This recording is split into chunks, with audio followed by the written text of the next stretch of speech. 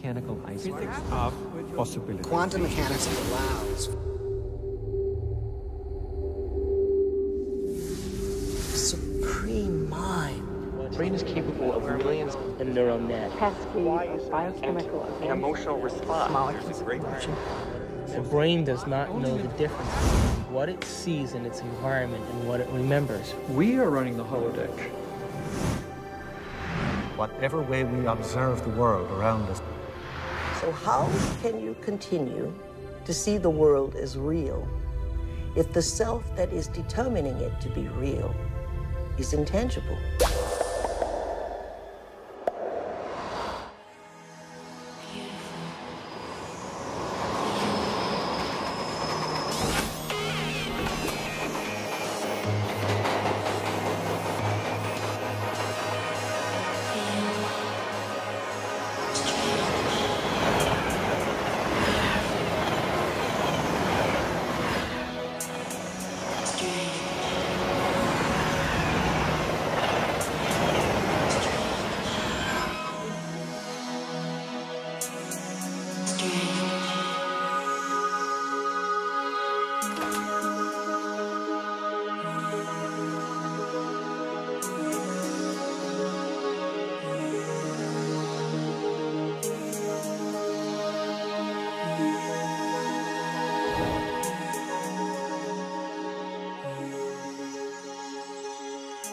Are all realities existing simultaneously?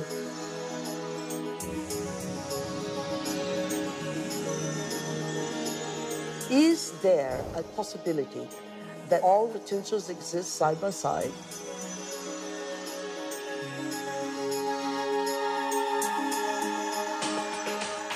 Have you ever seen yourself through the eyes of someone else that you have become?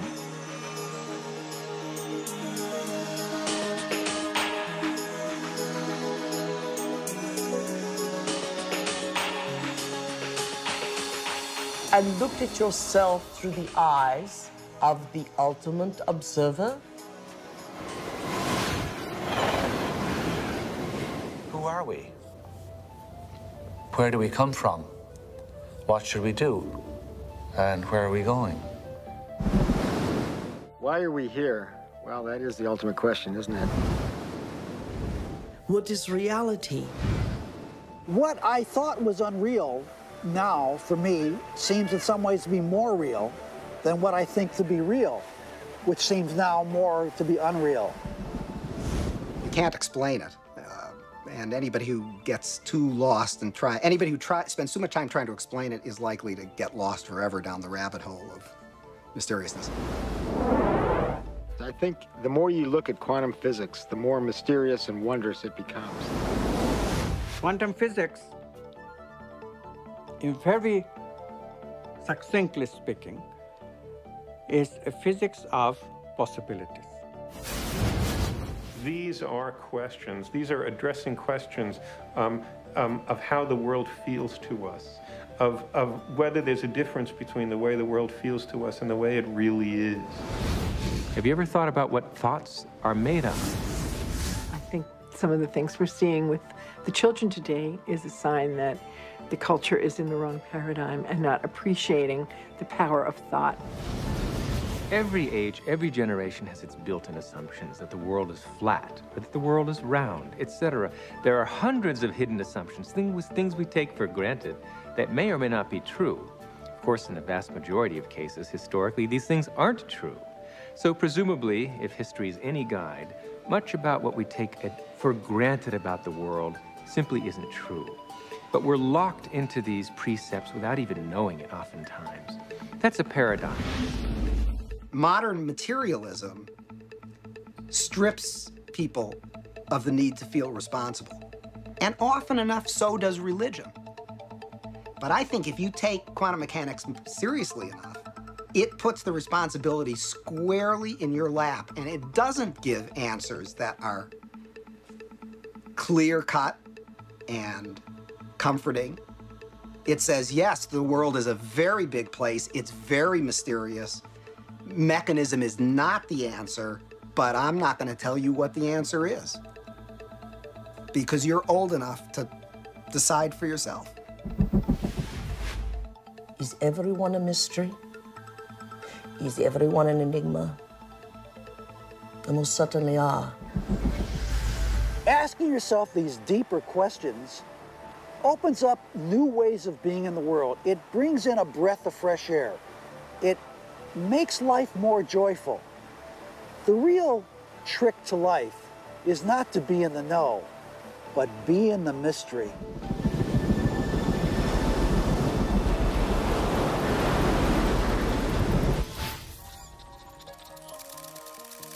It's time to get wise.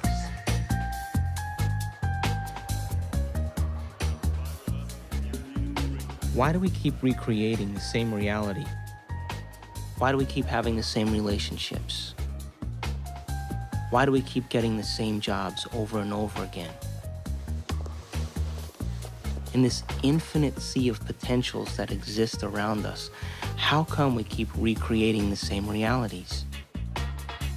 Isn't it amazing that we have options and potentials that exist, but we're unaware of them? Is it possible that we're so conditioned to our daily lives, so conditioned to the way we create our lives, that we buy the idea that we have no control at all? We've been conditioned to believe that the external world is more real than the internal world. This new model of science says just the opposite. It says what's happening within us will create what's happening outside of us. There's a physical reality that is absolutely rock solid, and yet it only, if you want to put it this way, it only comes into existence when it bumps up against some other piece of physical reality. That other piece may be us, and of course we're partial to those moments. But it doesn't have to be either. It could be just some incidental rock comes flying along and interacts with this fuzzy mass of stuff, and sure enough, it provokes it into a particular state of existence. And there were philosophers in the past that said, look, if I kick a rock and I hurt my toe, that's real. I feel that, it feels real, it's vivid, and that means that it's reality. But it's still an experience, and it's still this person's perception of it being real. Scientific experiments have shown that if we take a person and hook their brains up to certain PET scans or computer technology and ask them to look at a certain object, and they watch certain areas of the brain light up, and then they've asked them to close their eyes and now imagine that same object. And when they imagine that same object, it produced the same areas of the brain to light up as if they were actually visually looking at it. So it caused scientists to back up and ask this question. So who sees then? Does the brain see? Or do the eyes see? And what is reality? Is reality what we're seeing with our brain? Or is reality what we're seeing with our eyes? And the truth is that the brain does not know the difference between what it sees in its environment and what it remembers, because the same specific neural nets are then firing. So then it asks the question, what is reality?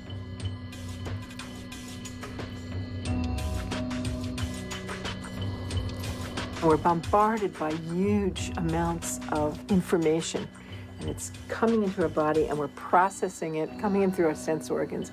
It's percolating up, and at each step, we're eliminating information. And finally, what is bubbling up to consciousness is the one that's the most self-serving.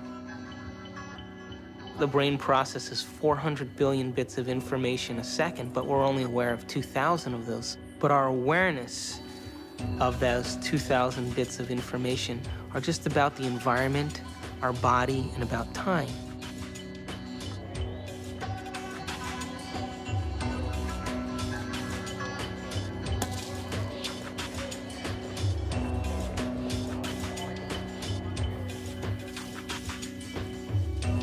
We're living in a world where all we see is the tip of the iceberg, the classical tip of an immense quantum mechanical iceberg. Hey, wow! You got a lot of shots to develop? No. Oh, bummer. Well, I'll catch you later.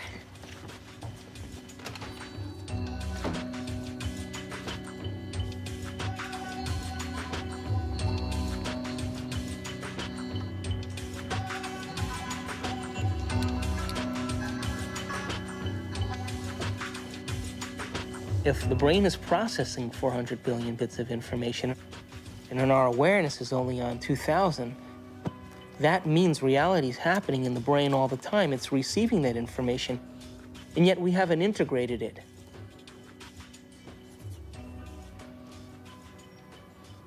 The eyes are like the lens, but the tape that's really seeing is the back of the brain. It's called the visual cortex. It's right back here. It's like this camera, and it's tape. Did you know that the brain imprints what it has the ability to see? Now, this is important. For example,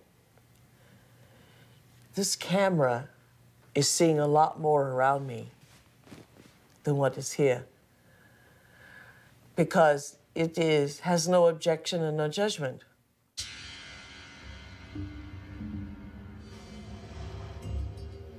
The only movie that's playing in the brain is what we have the ability to see.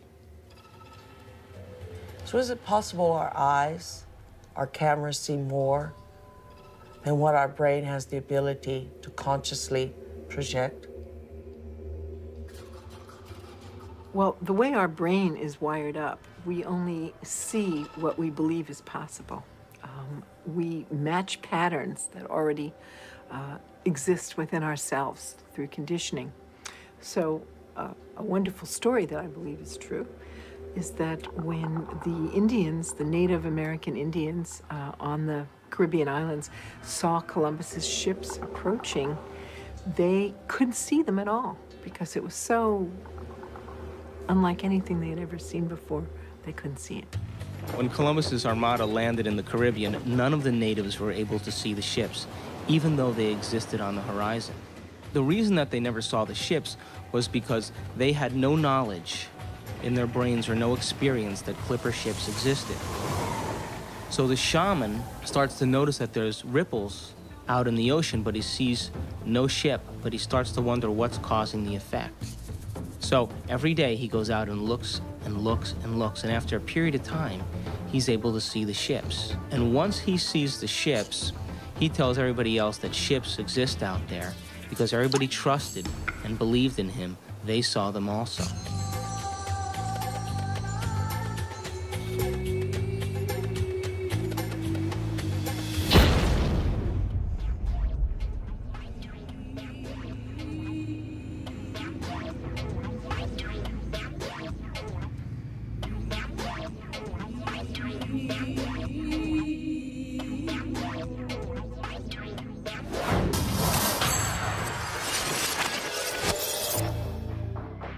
We create reality. We're reality-producing machines. We create the effects of reality all the time. We always perceive something after reflection in the mirror of memory.